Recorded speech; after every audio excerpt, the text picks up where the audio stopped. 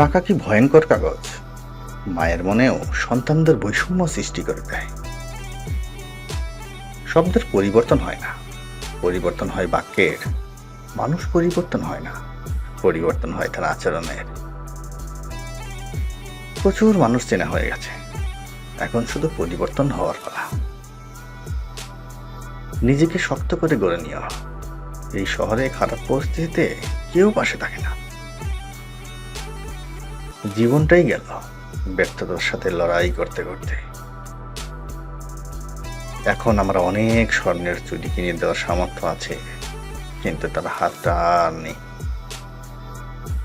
কারো উপর বেশি নির্ভরশীল হওয়া উচিত না।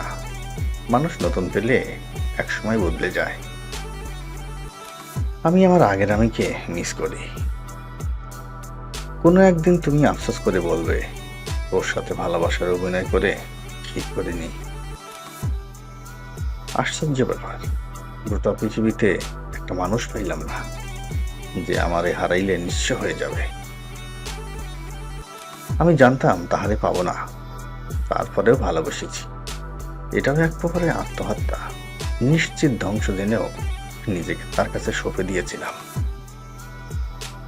মুখের কথা বুকে এসে লাগলে মানুষ চুপ হয়ে যায়।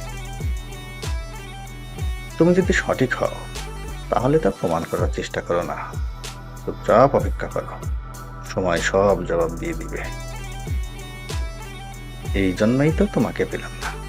পরের জন্মের জন্য আবার অপেক্ষা করব তোমার জন্য। ফেরা সম্ভব নয় বলেই শৈশবকে এত সুন্দর মনে হয়।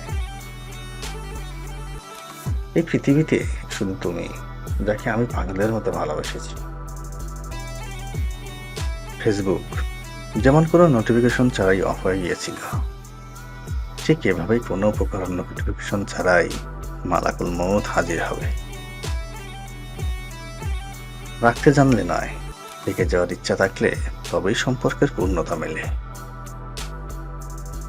ভালোবেসে বউ বলাটা বড় বিষয় নয়, তবে বিয়ে করে বউয়ের সম্মান দেওয়াটা বড় বিষয়। হয়তো পৃথিবীতে সুন্দর মানুষের অভাব নেই, তবে আমি যাকে ভালোবাসি আর আমার চোখে তার মতো অসম্ভব সুন্দর কেউ নেই। সব পেলে জীবন নষ্ট হয়, অপূর্ণতা আছে বলেই জীবন উপভোগ্যময়।